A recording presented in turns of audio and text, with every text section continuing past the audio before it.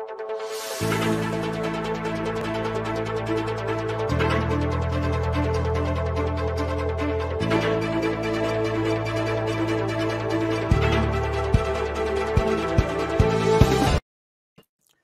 Once again welcome to the show. और आज कुछ ऐसे इशू हैं जो कि हम डिस्कस करने जा रहे हैं, जो कि सोशल मीडिया पर बड़े वायरल हुए हैं। उनको हम आज के प्रोग्राम में शामिल करेंगे। लेकिन पाकिस्तानी सियासत जो है वो भी अजीब है, क्या क्या रंग बदलती है। जब इकट्ठे हो जाते हैं नून लीग वाले तो कहते हैं जी कि हम मुल्की मफाद में इकट्ठे हुए हैं, लेकिन मुझे इस बात पे यकीन नहीं है, क्योंकि जब ये इकट्ठे होते हैं तब भी मुल्की मफाद को सामने रखकर अपने मफादात जो हैं उनमें इकट्ठे होते हैं, लेकिन जब ये अलग होते हैं तब भी अपने मफादात जो हैं वही सामने रखते हैं। अब एक बयान जो है मरियम नवाज साहिबा की तरफ से आया है कि वीडियोस जो हैं वो मरती नहीं हैं, लेकिन इनकी अपनी वीडियोस जो हैं वो भी वायरल हो जाती हैं। और ये जो हैं ये कभी किसी की और कभी किसी जज की और कभी किसी की वीडियोस जो हैं वो सोशल मीडिया पर वायरल करते हैं या करवा देते हैं। बहरहाल इस पर भी हम बात करेंगे। लेकिन जो मुझे समझ आ रही है वो ये है कि हमारी आवाम जो है वो न जाने क्यों इन लीडरान को, जिनकी वीडियोस वायरल होती हैं, सामने आ जाती हैं और इनको पता लग जाता है कि ये लीडरान किस किस्म के हैं और क्या क्या ये करते हैं, ऑफ यानी कि जो सीन होता है उससे हटके पसे पर्दा में ये क्या क्या करते हैं, इस पर भी हम बात करेंगे। लेकिन हमारी आवाम को चाहिए कि वो आंखें बंद करके इन लीडरान के पीछे चलना अब बंद कर दें और कुछ होश के नाखिन लें। दूसरी तरफ जो हैं बिलावल भुट्टो साहब जो हैं, बिलावल भुट्टो, मैं तो हमेशा जरदारी उनको कहता हूँ, बिलावल जरदारी साहब जो हैं वो अमेरिका की यात्रा पे एक बार फिर जाने की तैयारी कर रहे हैं और कुछ चंद हफ्ते पहले भी वो होकर आए हैं। इसकी वजह क्या है और वहाँ बहुत सारी मुलाकातें भी इन्होंने करनी है। क्या ये कहने ये तो नहीं जा रहे कि जी हम ताबेदार हैं, हमें हुकूमत में ले आइएगा, शायद यही मसला हो। बहरहाल चलते हैं अपने जो मेहमान हैं उनकी तरफ। हमें इस्लामाबाद से ज्वाइन किया है जनाब पीर हो गए हैं अब तो माशाल्लाह, पीर डॉक्टर इम्तियाज़ वड़ाइच हुसैन साहब। जी अस्सलाम वालेकुम पीर साहब। जी इसके बारे में भी हम बात किसी दिन करेंगे कि आप अब पीर कैसे हो गए हैं। बहरहाल इस्लामाबाद से ही हमें जनाब इफ्तिखार चौधरी साहब जो हैं उन्होंने ज्वाइन किया है। जी अस्सलाम वालेकुम। वालेकुम सलाम। मैंने पीर नहीं लिखा रहा तभी। जी ये पीर है, इन्होंने थोड़ी सी मुझे आप मुर्शिद हैं। आप मुर्शिद चलिए सही है। और लाहौर से हमें ज्वाइन किया है जनाब असद काई साहब ने। तमाम जो देखने वाले हैं उनको भी इनकी तरफ से भी और मेरी तरफ से सलाम कबूल हो। और आज का जो प्रोग्राम है थोड़ा सा मैंने इंट्रो दिया है कि पाकिस्तानी सियासत क्या क्या रंग बदलती है। आज एक प्रेस कॉन्फ्रेंस की है मरियम नवाज साहिबा ने और साथ हमज़ा शरीफ जो हैं वो बैठे हुए थे और कहती हैं कि इनके ख्यालात मुख्तलिफ हैं लेकिन हमारे लीडर एक हैं। इसके बारे में इम्तियाज़ भाई आप क्या कहेंगे? जी अस्सलाम वालेकुम, thank you very much Javed साहब का इनवाइट करने का। देखिए बात ये है कि ये एक कहाँ पे हैं, मतलब बड़ी सीधी सी बात है, इनकी लीडरशिप के सीधे सीधे इख्तलाफात वापस बाहर आने शुरू हो गए हैं लोगों के पास और खुल के अब बातें होने शुरू हो गई हैं।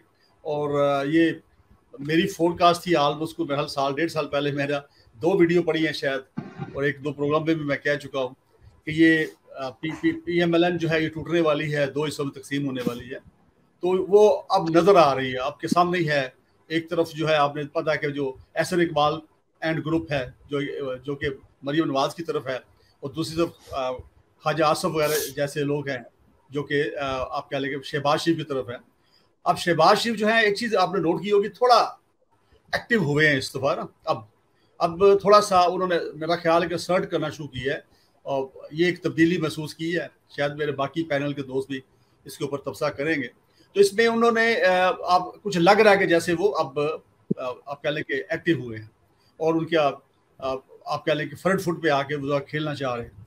अब रहा सवाल ये कि जी इनकी सियासत क्या है। ये सारे वो लोग हैं जो कि बेसिकली सियासत को इन्होंने प्रोफेशन बना लिया है, बिजनेस बना लिया है। अगर इनको 5 साल इनके ड्राइव देखे गुजर गए, अब अगर 5 साल ड्राइव गुजर गए, अगले 5 साल अगर इनको ये यकीन हो जाए कि फिर ड्राइव होएगा तो आधे बंदे भाग जाएंगे उसमें से निकल के और वो ऐसी पार्टी में जाने की कोशिश करेंगे जो विनिंग पार्टी हो सकती है। इलेक्शन के बाद 2023 के बाद।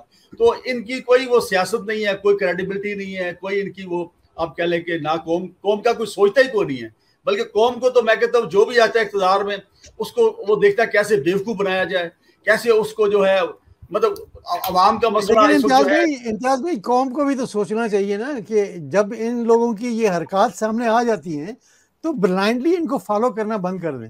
अब देखिए ना, मैं इसी में गुजारिश करने लगा, ये हैरानगी होती है कि अब इनके करप्शन के सबके सबूत मौजूद है, लेकिन ये जो बल्दियाती इलेक्शन हुए, इसके कंटोनमेंट बोर्ड के इलेक्शन हुए हैं, इसमें बड़ा अजीब मतलब देखने में आया कि वो फिर आप देखें पंजाब के अंदर बड़ी वाज़ेह मेजोरिटी के साथ वही लोग फिर जीत गए हैं, यानी उनकी पार्टी जीत गई है, उनके कैंडिडेट्स जीत गए हैं।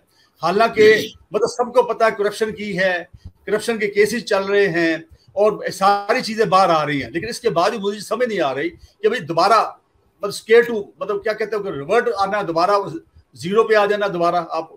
तो ये बिल्कुल हमारी कौम जो आपकी कहना बजाय बिल्कुल कि इनको कोई और लीडर नजर ही नहीं आता, यही एक नजर आ गए हैं, तो 3-4 दो फैमिली हैं उनके अंदर 3-4 लोग हैं और वही हट के आ रहे हैं, मुझे तो ये समझ नहीं आ रही। तुम्हारे लिए बड़ा एक डिलेमा है हमारे लिए।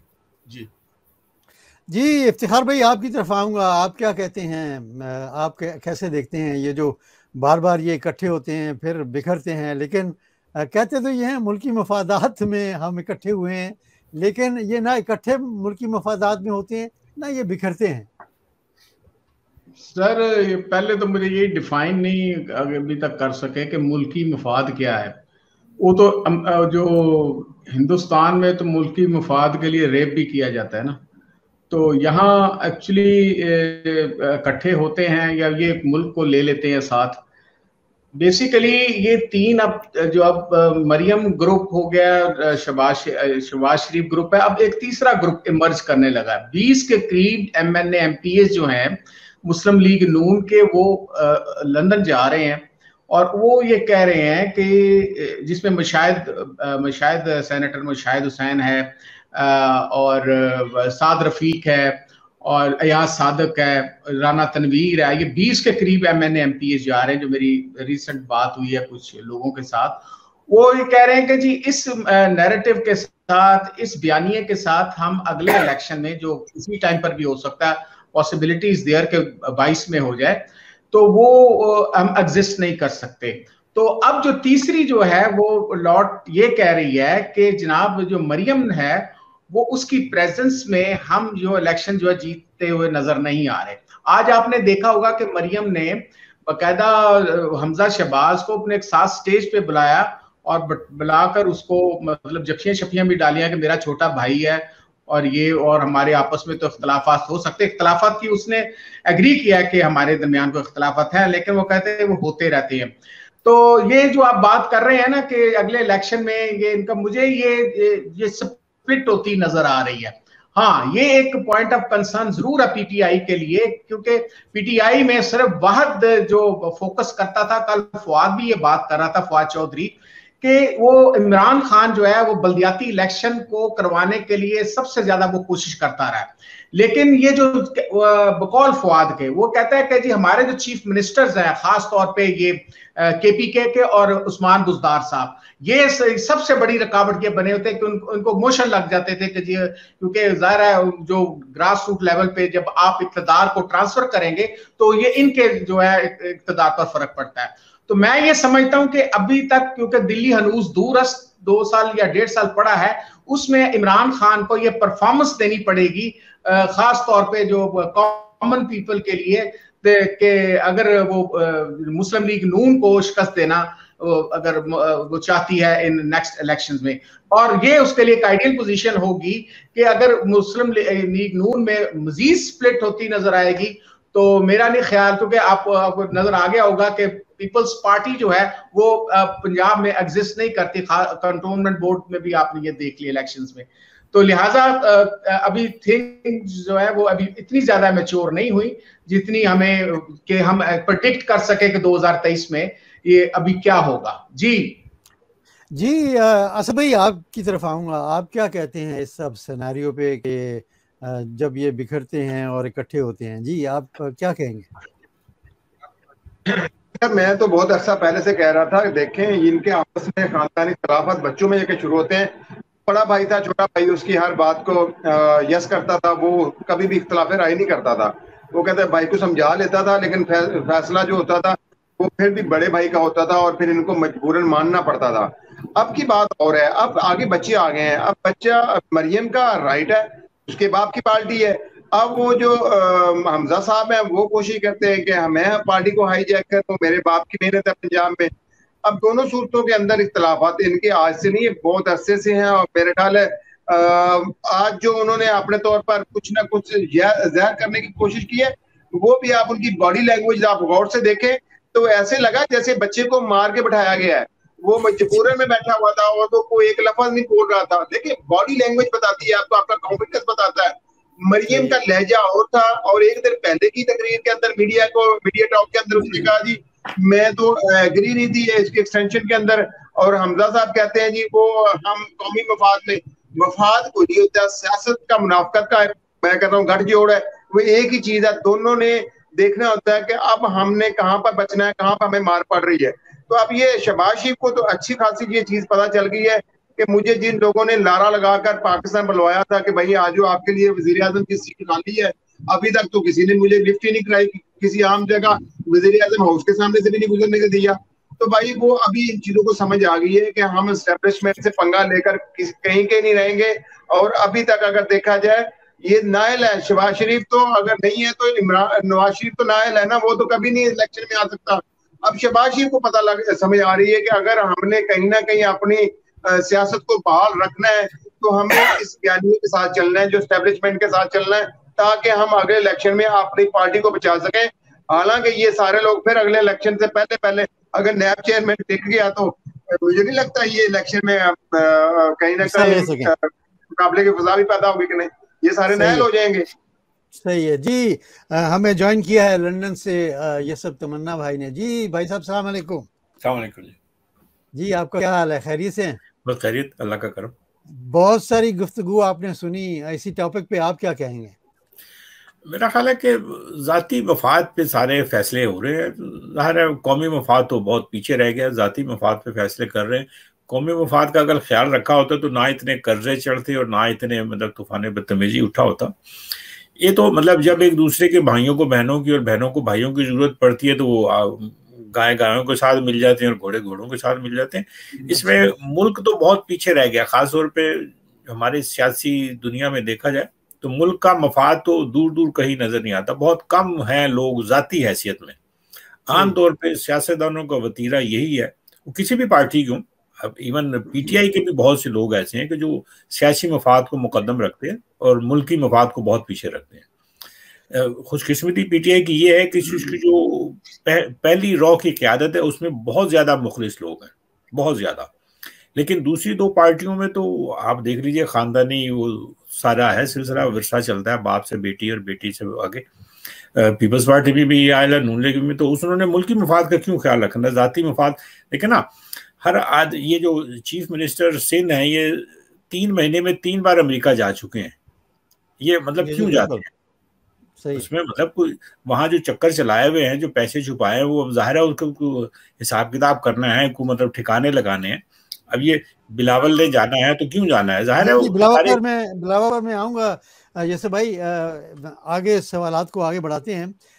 ये सवाल जो अब मैं करने जा रहा हूँ, आपसे करने जा रहा हूँ पीर साहब मैं ये सवाल करने जा रहा हूँ कि जब हमारे सियासतदान और ये एलीट क्लास जो है ये एक मनसब पर पहुंच जाते हैं तो ये अपना जो चलना फिरना है उसका ख्याल क्यों नहीं करते? क्योंकि अब 2-3 क्या बहुत सारी जो वीडियोस हैं वो वायरल हो रही हैं सोशल मीडिया पर।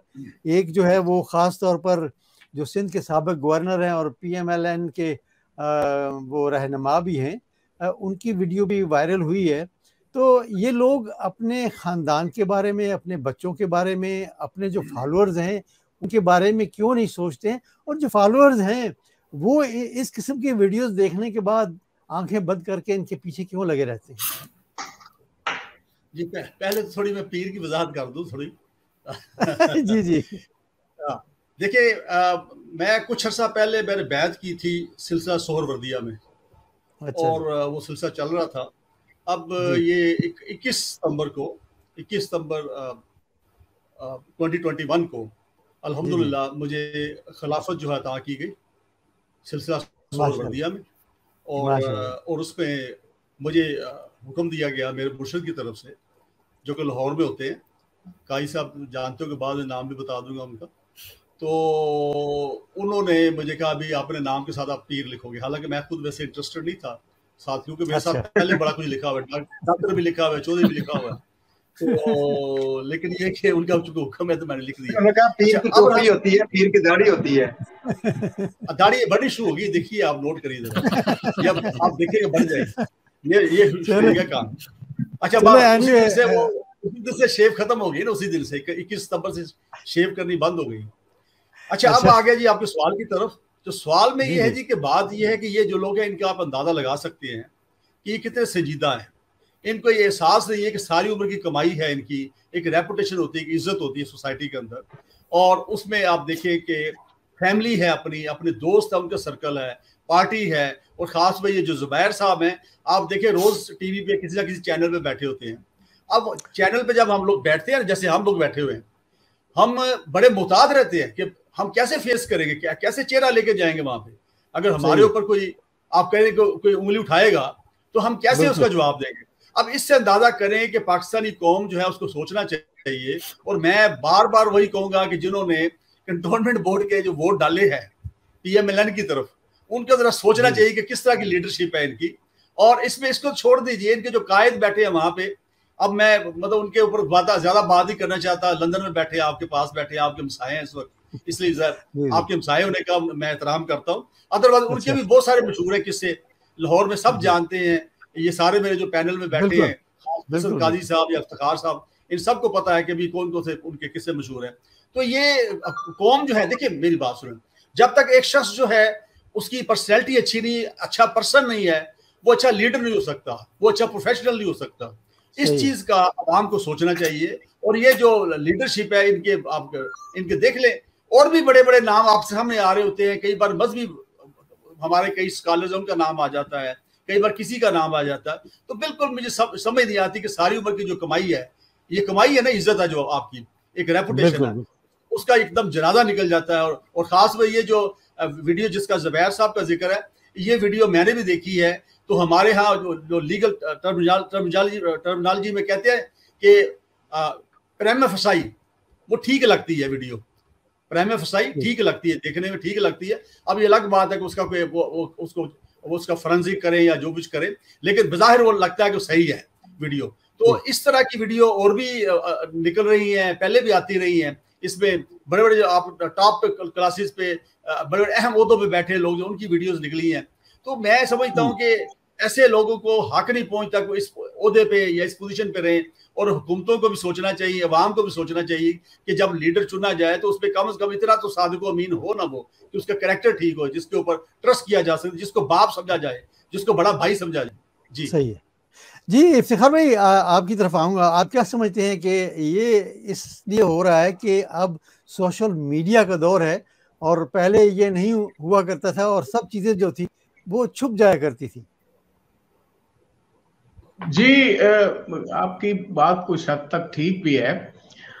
देखना ये है कि ये जो हिस्ट्री है, नून लीग की वीडियोस के बारे में बड़ी स्ट्रॉन्ग हिस्ट्री है इनकी ना। तो जो भी निकलती है, इधर से निकलती है, आप इशारे भी वहीं से मिल रहे हैं कि ये ट्रैप किया हुआ लगता है। आप अगर वो एक्टिविटी देखें ना जुबैर साहब की खवातीन के साथ, तो वो लगता है कि वो ट्रैप किया हुआ किसी ने, वो जो हिडन कैम जो होते हैं, तो जो एजेंसीज तो वैसे इस्तेमाल करती हैं, वेब क्लॉक्स घड़ी होती है, उसके 12 के अंदर एक माइक्रो कैमरे लगे होते हैं, लेकिन तो वो उससे वो करते हैं। लेकिन एजेंसीज के नहीं है। मैंने कंफर्म कुछ लोगों से किया है कि ये जो है ना, वो आपने देखा होगा उनकी स्टेटमेंट के, जी वीडियोस कभी मरती नहीं है। ये मरियम साहिबा की जो, हाँ, तो वो कभी मरती नहीं है, और मियां साहब के हुक्म से हम मजीद भी निकालेंगे। तो जहां तक कंसेप्ट ऑफ मोरालिटी की आप बात कर रहे हैं, तो ये खुद बाइसे शर्म है। हम खुद सोचें, क्या देखें, कुछ लोग इसको कह रहे हैं कि ये उनका जाती मामला है, इसमें गरीदा फरूकी या दूसरे जो है। देखें, आप माइकल फॉलन को देखें, जो डिफेंस मिनिस्टर था यूके का, आप उसको स्कैंडल की वजह से उसको इस्तीफा देना पड़ा। एक और शायद रॉबिन कुक था, ठीक है ना, तो उसको भी इस्तीफा देना पड़ा। यहाँ पर इफ्तिखार भाई, जरा सा भी किसी पर इल्जाम लग जाए कि इसने ये अफेयर किया है तो वो इस्तीफा देके घर चला जाता है फौरन।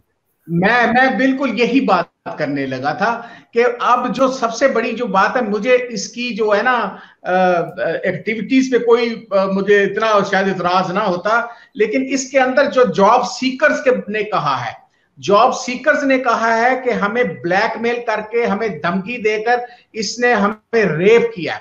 तो मैंने डीसी इस्लामाबाद से भी और एसएसपी मुस्तफा तनवीर को भी कहा है कि इस चीज की इंक्वायरी होनी चाहिए, ठीक है ना, बट इससे पहले भी जो फोरेंसिक होना चाहिए इसका वीडियो का, जो खाना पूरी है, ठीक है, वो प्रेमा फसाई जो है वो तो नजर आता है कि वो ये हरकतें कर रहे हैं, इसमें इन्वॉल्व है। इसके अंदर एक और भी है, टॉर्चर करके उससे पैसे छीने गए as a governor, that's another heinous crime, और वो है बहुत बड़ा उस पर एलिगेशन लगा हुआ है। तो मेरा ख्याल है इस चीज को महज इसलिए नहीं छोड़ देना चाहिए कि उसका कोई प्राइवेट अफेयर था।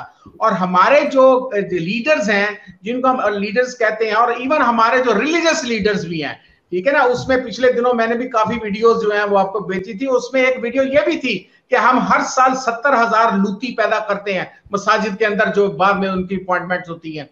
तो वो कारी हनीफ साहब फरमा रहे थे, मैं नहीं कह रहा था, और वफाकुल मदारस के। तो इस किस्म के जो मामलात हैं, इनको काबिल शर्म मामलात हैं, और इंसान को देखें, एक उम्र होती है, एक वक्त होता है, उसमें अपने आप को जो कंट्रोल करना चाहिए। अब अपने ये जिस्म जो है ना, इसकी भी अपनी एक सैंक्टिटी होती है, एक डिग्निटी होती है, ठीक है। आप इसके बच्चे या इसके पोते या पोतियां क्या कह रहे होंगे कि अब्बा जी बहुत अच्छी आपने एक्टिविटी की है, चाहे असल में की है, 2 नंबर में की। हम जितने पांचों बैठे हैं, हम सबको पता है कि हम लोग किसी वीडियो के अंदर इन्वॉल्व नहीं है, कोई ब्लैकमेलिंग हमें नहीं इस तरह की कोई हो सकती।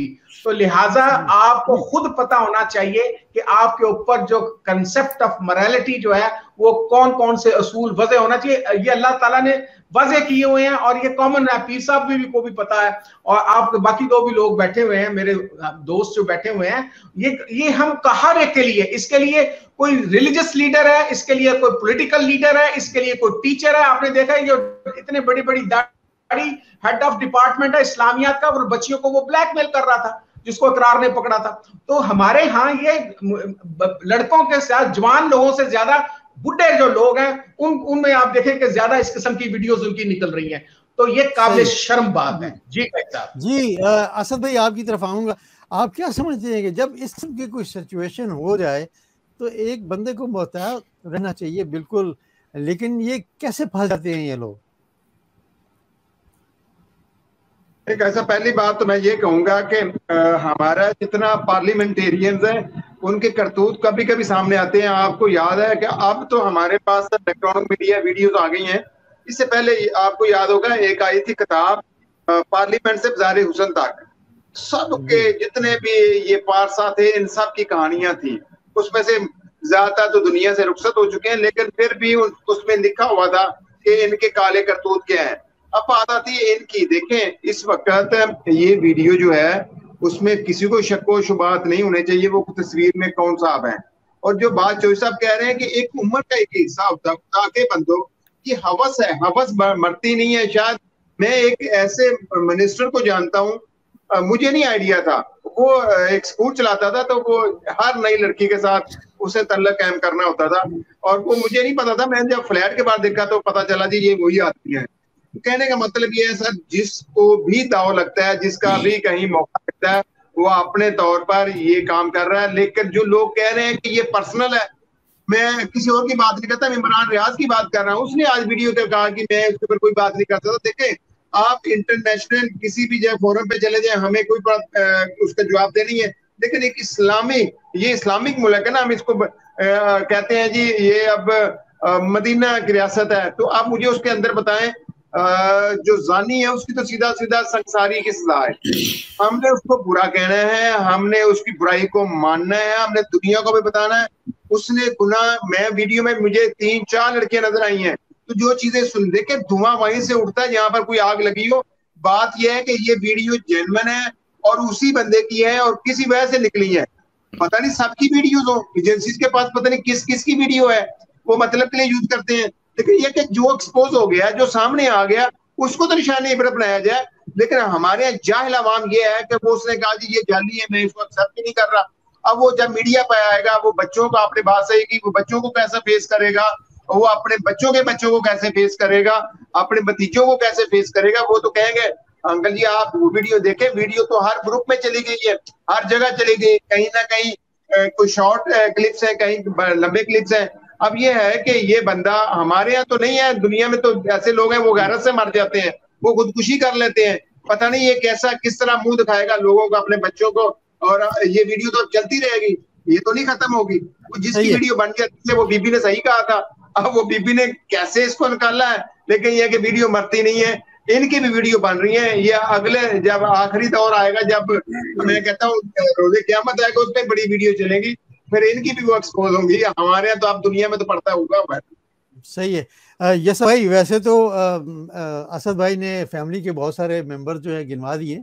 मुझे तो असद उमर की फिक्र है, वो क्या सोच रहे होंगे इसके बारे में?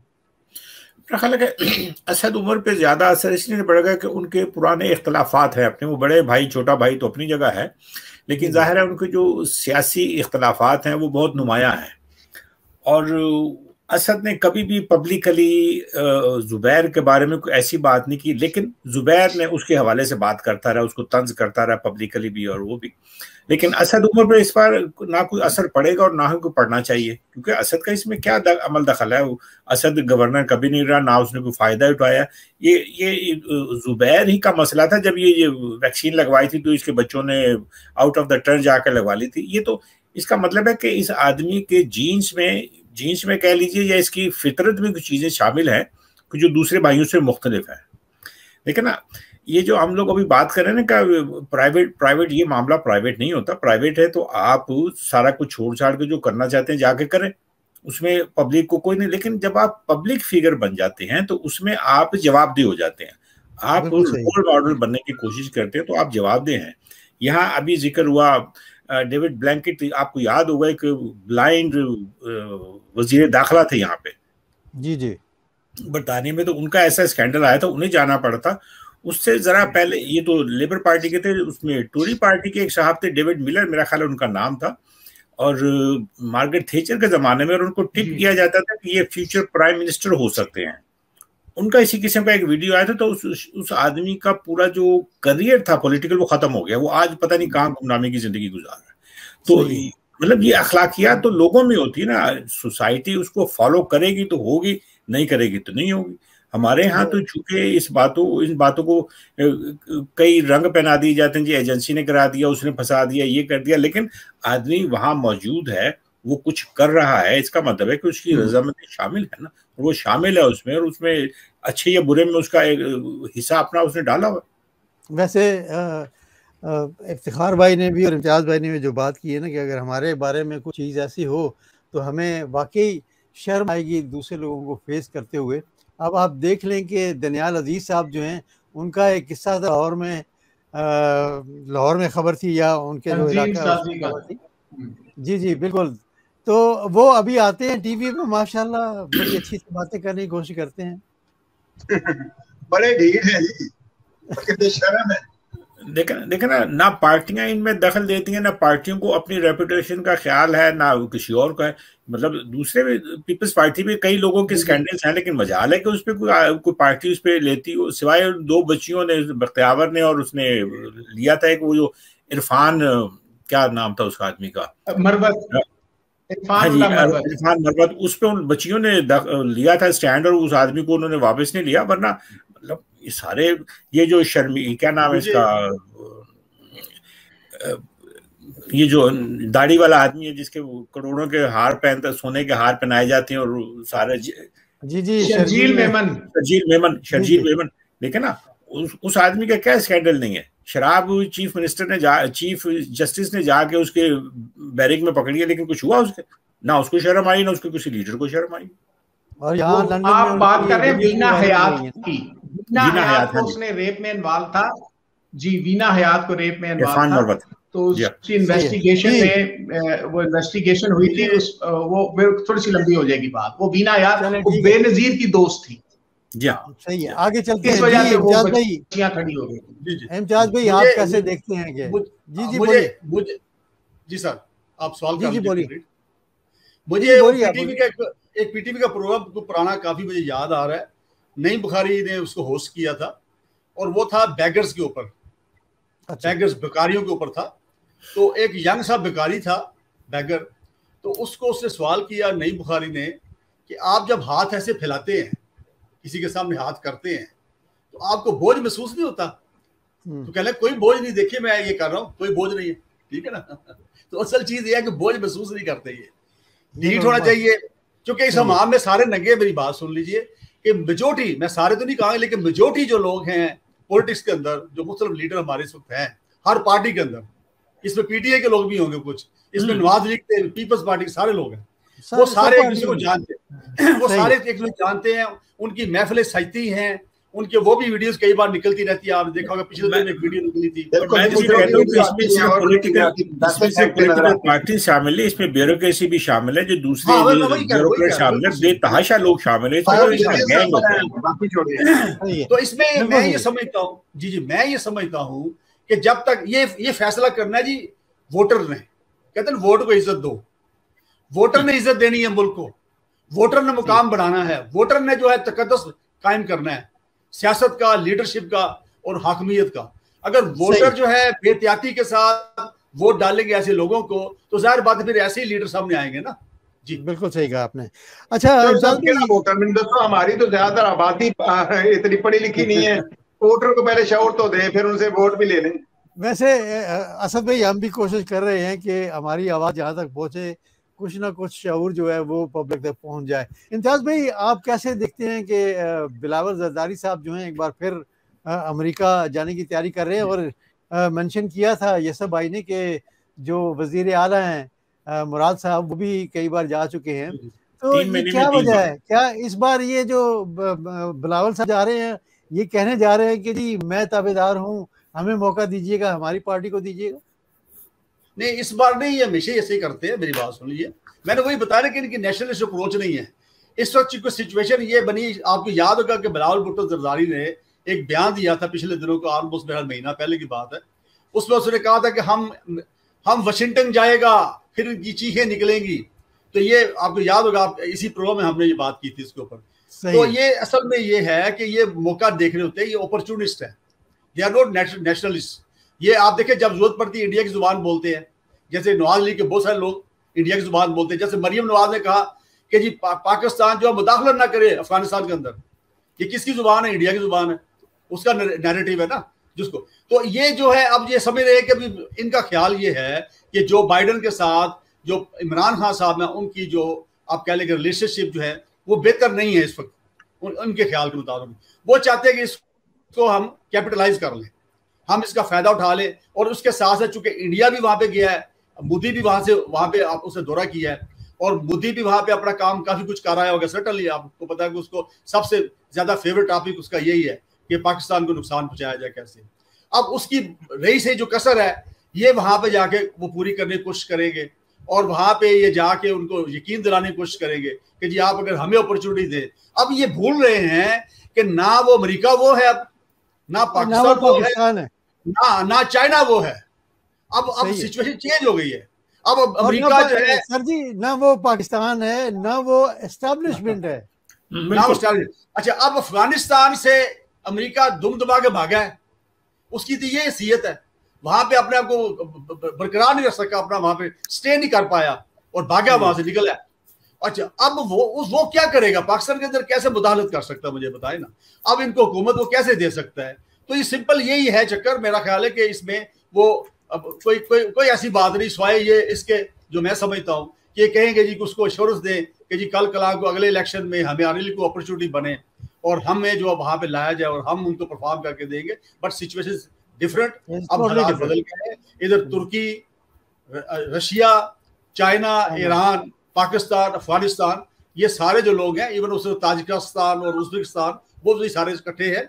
ये एक ब्लॉक बन चुका है। और यूरोप के अंदर अमेरिका जो है काफी हद तक आप देखिए फेल हो चुका है। जो अमेरिका के साथ सिर्फ इस वक्त खुल के है यूके, ऑस्ट्रेलिया, ये 2 ममालिक जो है खुल के उसके साथ है, अदरवाइज बाकी सारे ममालिक जो है अपने इंटरेस्ट को देख रहे हैं। और मेन इंटरेस्ट आजकल सर है इकोनॉमिकल, इकोनॉमी मेन इकोनॉमी है। हर मुल्क को अपनी इकोनॉमी को बेहतर बनाने की, तो इस लिहाज से मेरा ख्याल है बिलावल भुट्टो जरदारी जो है इसको कोई खास कामयाबी नहीं होगी। ऐसे क्या कहते हैं, मैं बड़ा लफ्ज बोलने लगा हूँ कि अपना चेहरा ही काला करवाना है, उसका फायदा कोई नहीं होना वैसे ना। सही है जी। इफ्तिखार भाई आप क्या कहते हैं कि जैसे इफ्तिखार भाई ने कहा ना वो अमेरिका है, ना वो पाकिस्तान है, ना वो चाइना है, तो आप क्या समझते हैं? मुझसे पहली सी मोहब्बत मेरे महबूब ना मांग। असल में बेनजीर भुट्टो जब ये खत्म हुई थी ना ये अफगान वॉर, तो उस वक्त ज़ियाउल हक को ये पता चल गया था, क्योंकि मैं आई विटनेस भी हूँ, तो ज़ियाउल हक को ये पता चल गया था कि अब वो फारग होने वाला है। तो उस वक्त पेनिट्रेट किया था अमेरिका के साथ, बेनजीर ने डील की थी। तो 10 अप्रैल 1986 को लाहौर पे ये आई थी, और उस वक्त प्राइम मिनिस्टर था मोहम्मद खान जुनेजो, ठीक है ना। तो वो यहाँ पे आ गई थी, तो उसके बाद वो एक्टिविटी करती रही और ये अमेरिका के साथ डील करके आई थी यहाँ पे। अब बात तो काफी लंबी हो जाएगी। फिर 10 अप्रैल 1988 को ओजड़ी कैंप का ब्लास्ट हुआ, फिर 29 मई 1988 को मोहम्मद खान जुनेजो की छुट्टी हो गई, फिर उसके बाद 17 अगस्त 1988 को ये फारग हो गए, और नवंबर के अंदर बेनजीर भुट्टो प्राइम मिनिस्टर बन गई थी। तो बीच में काफी बातें मैं जरा मुख्तसर कर गया। तो अब ये फील ये करता है, इससे पहले भी जब बिलावल गया था तो ये बाहर ही बैठा रहा था, वहां पे उसके लॉबियस्ट जो थे वो उसको अरेंज नहीं कर सके। सबसे बड़ा तो वो हक्कानी था, हुसैन हक्कानी भी उसके साथ जो 1 या 2 मीटिंग्स हुई है, उसके बाद वो वापस आ गया था बिलावल जो है, ये रिसेंटली जो गया था। और उससे अब जो जा रहा है, ठीक है, अब जिस तरह आप कह रहे हैं कि जी अमेरिका जो है वो खुद अफगानिस्तान में कुत्ते की तरह जलील होकर आया है और वो कुट खा रहा है, और पाकिस्तान से मिन्नतें कर वो अपनी फौजें निकाल कर बाहर गया, अब फिर वो आंखें दिखाने लग गया है। तो कहने का मकसद ये है कि अमेरिका की वो अब हैसियत नहीं है। खुद जो है ब्रिटानिया ये कह रहा है कि वो सुपर पावर नहीं है, अब वो जो है एक पावर जरूर है, लेकिन वो सुपर पावर वाली बात खत्म हो गई जब से उसको शिकस्त हुई है। कहने का मकसद ये है कि ये जो फैसले हैं, जो पहले अमेरिका अपने आप को पुलिसमैन ऑफ द रीजन समझता था, तो वो अब वो उसकी वो हैसियत खत्म हो गई है। वो बहादुर शाह जफर आखिरी दिनों में ना एक प्यादा होता था, वो पीछे आगे चलता था, बा मुलाजा होशियार, पीछे अकेला बहादुर शाह जफर चलता होता था, लाल किले में घूमते रहते थे। तो ये मेरा ख्याल है कि उसको कोई हासिल नहीं होगा। और ये आपके दोस्त ने भी वैसे की, वो फजल रहमान साहब ने, कि मुझे प्राइम मिनिस्टर बनाओ, आपके दोस्त उन्होंने आपको पता है वो लीक्स निकली थी, लीक्स में, विकी लीक्स में ये थी जी। असद भाई आप क्या कहेंगे? वो पड़ी थी कि मुझे बनाओ ना जरा। जी असद भाई।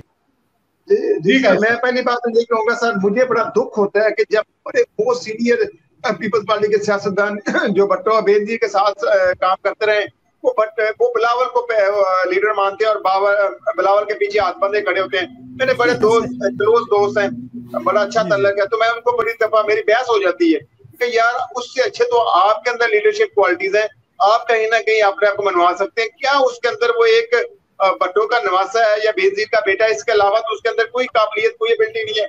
ना तो उसने ग्राउंड लेवल तक जाकर किसी गरीब इलाके में ना पढ़ाई की, ना उसको ग्राउंड रियलिटी का पता, ना उस बच्चे को ये पता है कि पाकिस्तान की मुशीयत क्या चल रही है।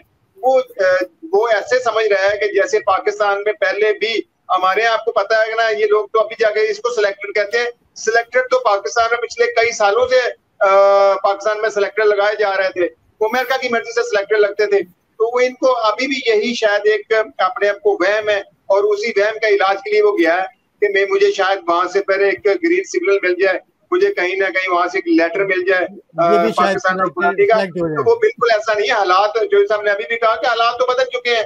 पाकिस्तान अब अमेरिका को किसी लिस्ट में नहीं लिख रहा, और ये बच्चा जाकर वहां अमेरिका से पाकिस्तान में इक़्तिदार की भीख मांगने जा रहा है।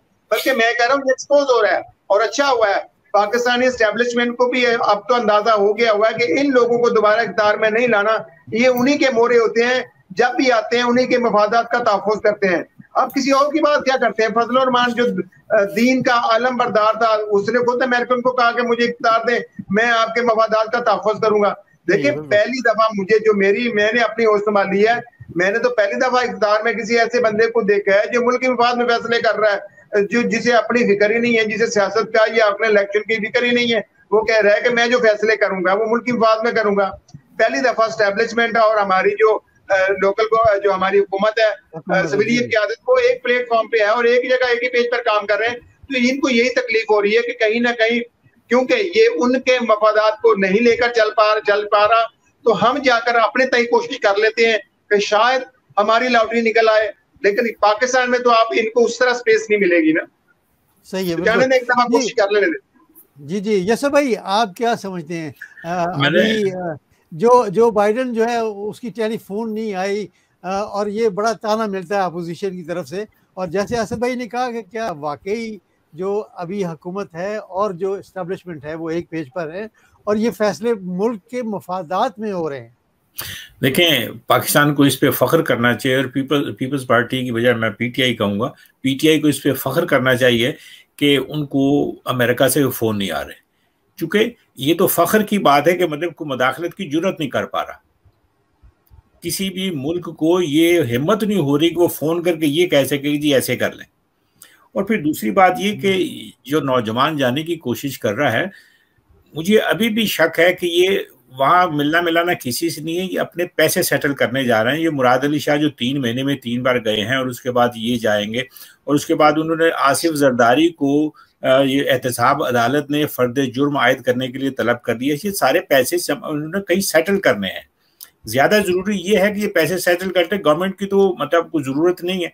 ज़रूरत इन मानों में नहीं है कि मतलब पैसे जितने बनाने थे उससे ज़्यादा तो आइंदा कभी बन नहीं सकते, इसलिए ये तो वो करना चाहते हैं। और पीपल्स पार्टी इस वक्त पाकिस्तान का कमज़ोर तरीन घोड़ा है, कमज़ोर तरीन सियासी घोड़ा है। इस पे कौन पैसे लगाएगा? सही है। देखें ना, एक छोटे से एक सूबे में उनकी सीटें हैं और वहाँ उनकी गवर्नमेंट है। नेशनल असेंबली में बलूचिस्तान में केपीके में कहीं और उनका कोई नामो निशान नहीं, तो इस वजह से जो पैसे लगाएगा। सही है, बिल्कुल सही है।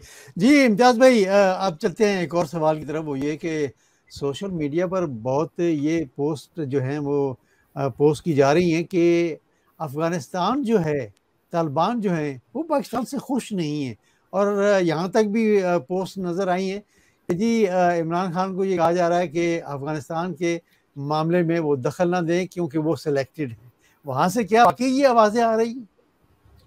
ये असल में वो सारी जो देखे ना, जो इंडियन लॉबी है या इंडिया की जो वारफेयर है सोशल मीडिया को, उसके साथ जो मिले हुए लोग हैं हमारे, इसके अंदर हमारे मुख्तलिफ जो है मीडिया के बदकिस्मती से लोग भी कुछ शामिल हैं इसके अंदर। तो ये वो सारे वही हैं। अदरवाइज तो मेरा ख्याल है कि जो अफगानिस्तान के साथ जो तल्लुकात है, तालिबान जी जो मौजूदा गवर्नमेंट है, मेरा ख्याल बड़े अच्छे तल्लुकात है और तारीख में शायद इतने अच्छे तल्लुकात पहले अफगानिस्तान के साथ कभी भी नहीं रहे। इवन जब पहले तालिबान थे तो उस वक्त भी इतने तल्लुकात अच्छे नहीं थे। अब ये सिचुएशन जो बन रही है, इसमें देखें ना, अफगानिस्तान मौजूदा जो है ये एक ब्लॉक का हिस्सा बन रहा है जिसको चाइना सपोर्ट करेगा, पाकिस्तान बल्कि बहुत सारी कोशिश कर रहा है उसके लिए कि दुनिया के मुख्तलिफ मालिक, इवन यूनाइटेड नेशन के सेक्रेटरी जनरल को भी अपील की है हमारे फॉरेन मिनिस्टर ने कि आप जो जी इनकी जो इमदाद जो है, उनके जो अकाउंट्स हैं जो फ्रीज हो रहे हुए उनको रिलीज करें, उनकी इमदाद करें, क्योंकि ये बहुत बड़ा चैलेंज आने वाला है और इस चैलेंज को निपटने के लिए फंड्स कायम किए जाएं, ये सारा कुछ किया जाए। तो ऐसी कोई बात नहीं है, इसका कोई वजूद नहीं है। बिल्कुल एक मैं कहता हूँ प्रोपेगेंडा है जिसके अंदर मेन जो मीडिया जो है इसका इंडिया का, उसका रोल है। आपने देखा इंडिया के चैनल जो भी आप देखते हैं किस तरह चीख के वो कर रहे होते हैं। लेकिन वो जनरल बख्शी ने बड़ी प्यारी बात की थी, एक वीडियो चल रही है उसकी, जनरल बख्शी की, आप लोगों ने देखी होगी। उसने कहा जी कि दिल्ली के अंदर पाकिस्तानी टैंक आए हुए थे 65 की वार में ना, तो इसने खूब हमें ठोका, पाकिस्तान ने खूब ठोका, तो फिर हमें लड़ना आया। तो मेरा मकसद उससे बड़ी कई बार जज्बात में आके मुंह से अच्छी बातें निकल जाती ना और सही बातें निकल जाती हैं। तो ये सारा जो प्रोपेगेंडा है इसके अंदर फिर आप देखें पाकिस्तान के अंदर भी जो हमारी कुछ मीडिया लॉबी है जो काफी तंग है मौजूदा गवर्नमेंट से, और उनके कोई मालकान अंदर भी रहे हैं, जेल में भी रहे हैं, सारा कुछ हुआ है, उनका भी हिसाब होता है। तो वो सारे जो हैं, ये सारे आपको पता है इनके एजेंडा वही है और वो चाह रहे, कोशिश कर रहे कि प्रेशर ये क्रिएट करे। यही देखे ना, स्टॉक मार्केट गिर रही है आजकल, डॉलर का रेट चढ़ा है। अब डॉलर में क्या हो रहा है जी कि खरीद रहे हैं, ये इनको हदायत दी गई है खरीदो, ठीक है। कुछ तो कहते हैं कि वो चला गया स्मगल हो गया, अफगानिस्तान में चला गया डॉलर, लेकिन मैं नहीं समझता उसको। उसकी वजह कि अफगानिस्तान में किसने डॉलर खरीदना है, उनके पास पैसे कहाँ से आ गए। तो ये सारा ये खरीद रहे हैं ताकि मुल्क के अंदर जो इकोनॉमिक जो थोड़ा उसको आप कह लें कि सहारा मिला था, तो उसको वो चाह रहे हैं कि क्रश किया जाए। आप समझते हैं कि बिल्कुल प्रोपेगेंडा है। जी इफ्तिखार भाई, आप क्या समझते हैं इसमें? एक और सवाल भी जो है वो ऐड कर लें। मैं थोड़ा सा मेरा डिफर करूंगा, ये प्रोपेगेंडा नहीं है एक्चुअली। अमेरिका जो है, मैं थोड़ा सा एक्सप्लेन करने देना मुझे। जी प्लीज। एक सवाल और ले लें, वो ये कि अमेरिका जो है वो ये कहता है कि पाकिस्तान ने तालिबान की अफगानिस्तान की जंग में मदद की है, ये भी एक ब्लेम आ रहा है उस पर। देखें, ये इस ब्लेम का मैं बाद में जवाब दूंगा, पहले तो इस बात का मैं जवाब दे दूं। ये एक्चुअली एक अनरिकग्नाइज एक स्पोक्स पर्सन था जिसने एक स्टेटमेंट दी है सोशल मीडिया पर ही दर्री लैंग्वेज में कि जनाबे वाला ये जो इमरान खान एक सिलेक्टेड प्राइम मिनिस्टर है और उसको फौज ने सिलेक्ट किया है और उसको हमारे जो है अफगानिस्तान के अंदर मामलात में दखल ना दिया जाए, ये वीडियो मौजूद है, ठीक है ना। उसको मैंने फिर ट्रांसलेट करवाया भी है क्योंकि मैं दर्री लैंग्वेज नहीं जानता। हाँ जी, अच्छा। उसके बाद फिर मैंने देखे उसी दौरान जो जेन्युइन आदमी था ज़बीउल्लाह जो स्पोक्स पर्सन है, उसकी ये स्टेटमेंट है, ये मेरे पास पड़ी हुई है। उसने ये स्टेटमेंट दी है पाक Afghan youth festival international conference on rebuilding Afghanistan. ये रिबिल्डिंग अफगानिस्तान ये उसी दिन फिर नेक्स्ट टेबल की आई है। उसमें कहा कि इमरान खान का हम शुक्रिया अदा करते हैं कि जिसकी वजह से अफगानिस्तान के अंदर पीस और स्टेबिलिटी जो कायम हो रही है। अच्छा, वो जो स्टेटमेंट दी थी वो हुआ क्या था कि इमरान खान जब गया था तुर्कमानिस्तान तो उसने वो एक सर्टन फैक्शन है, ठीक है, और ये बात बिल्कुल सही है कि जी अफगानिस्तान के अंदर जो है इंटेलिजेंस एजेंसी, जो हॉस्टाइल इंटेलिजेंस एजेंसी है पाकिस्तान के लिए, वो अभी निकल नहीं गई, वहीं उनके मोल्स बैठे हुए, उनके स्लीपिंग एजेंट्स बैठे हुए हैं। उन्होंने जनाब तुर्कमानिस्तान के जो सदर थे इमाम अली जो रहमान जो थे, उनकी जो अभी रिसेंट जो उन्होंने इमरान खान जब होकर आया तो वो इमरान खान के बारे में ये कह रहे थे कि ताजिकिस्तान, यानी वो कहते कि ताजिक भी इस जो फॉर्मेशन ऑफ द गवर्नमेंट होगी उसके अंदर उनका भी कोई नुमाइंदा होना चाहिए, क्योंकि ब्रॉड बेस्ड और एक मखलूत होनी चाहिए, मखलूत हुकूमत चाहिए जिसमें सब फैक्शंस हों। इस पे उन्होंने फिर शदीद एतराज किया। उन्होंने कहा कि जी ये कौन होता है, ये खुद इमाम अली जो है वो कितने सालों से बैठा हुआ डिक्टेटर है, वो हमें क्या डिक्टेट करेगा। तो बाकी काफी लंबी आपने खुद भी वीडियो देखी होगी। तो मेरा कहने का मकसद ये है कि अब ये इनको रियलाइज करना चाहिए कि पाकिस्तान एक पिवटल रोल रखता है रिबिल्डिंग ऑफ अफगानिस्तान के अंदर।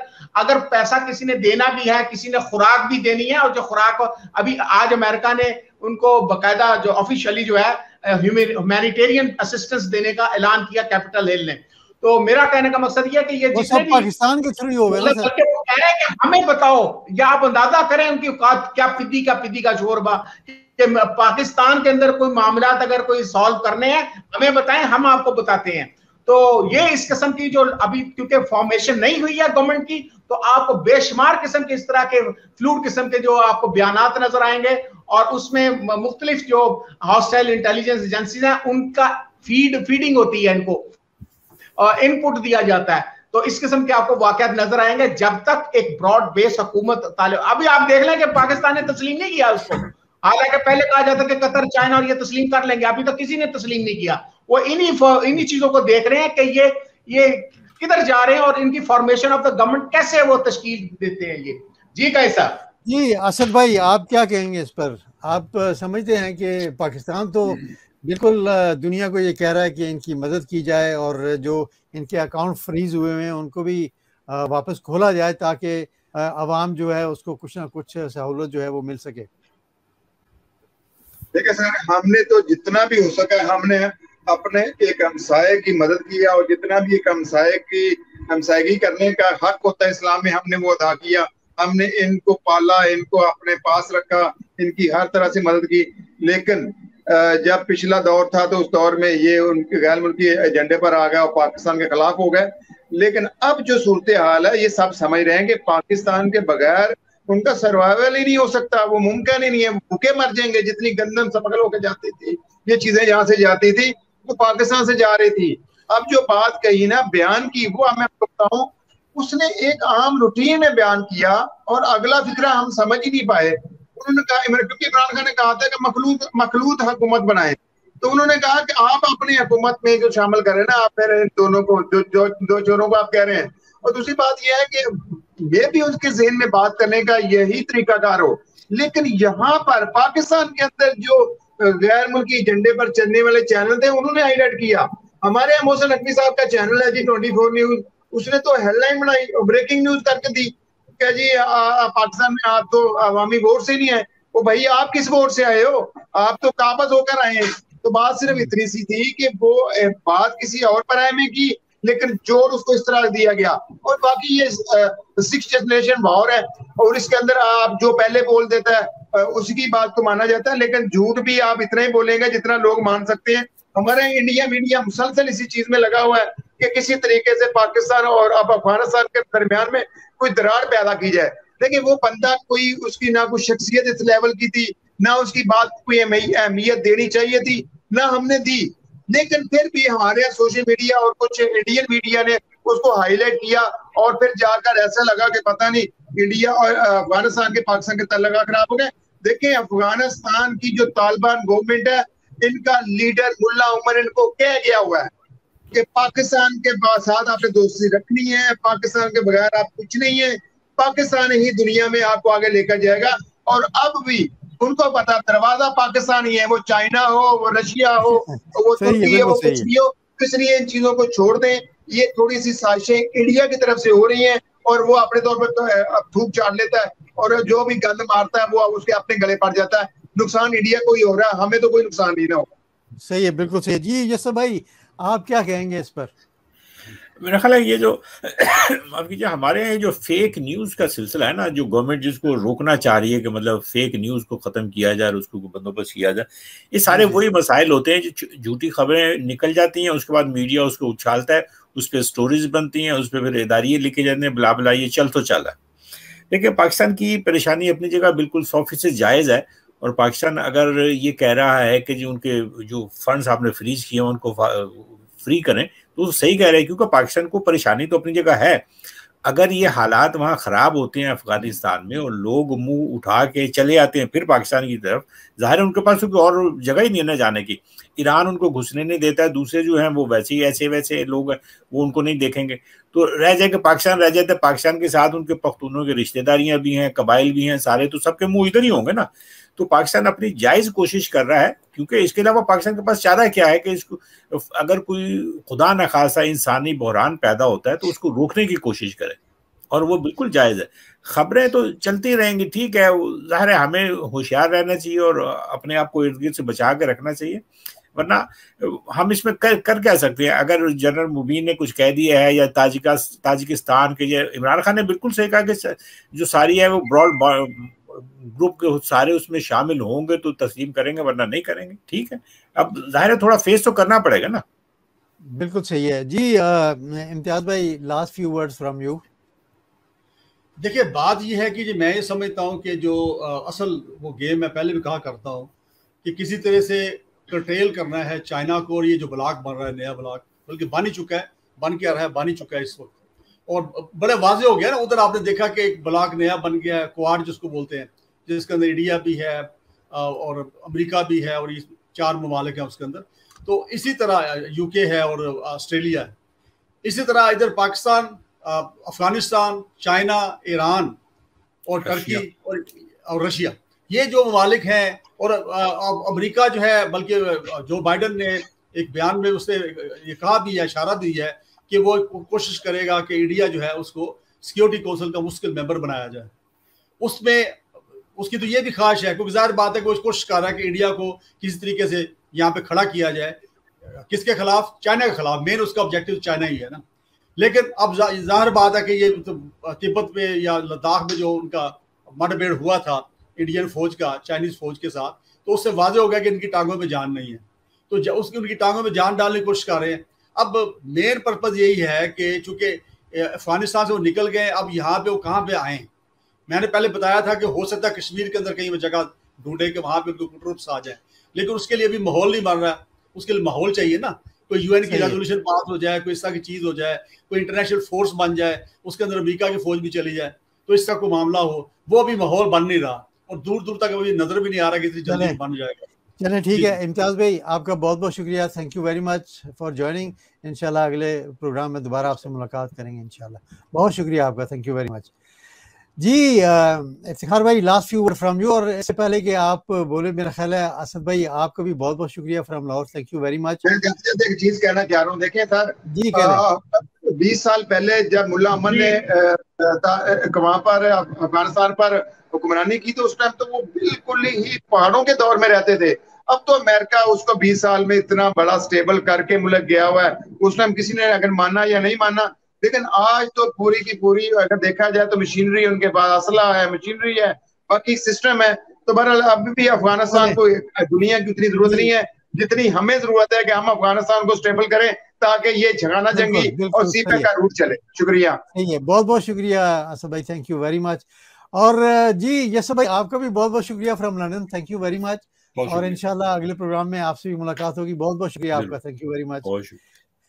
जी अब रह गए हमारे साथ जी इफ्तिखार भाई। इफ्तिखार भाई, last few words on the situation of Afghanistan. जी, मैं ये अभी फेक न्यूज के हवाले से बात हो रही थी, मैं ये कहूंगा अभी जब आपसे प्रोग्राम हो रहा है तो ये जियो टीवी ने ब्रेक न्यूज की थी कि शहबाज शरीफ और उसके बेटे को एग्जॉनरेट कर दिया, 20 साल की तमाम जो जायदाद है क्लियर कर दी। ये यूके ने की, यूके की अदालत ने।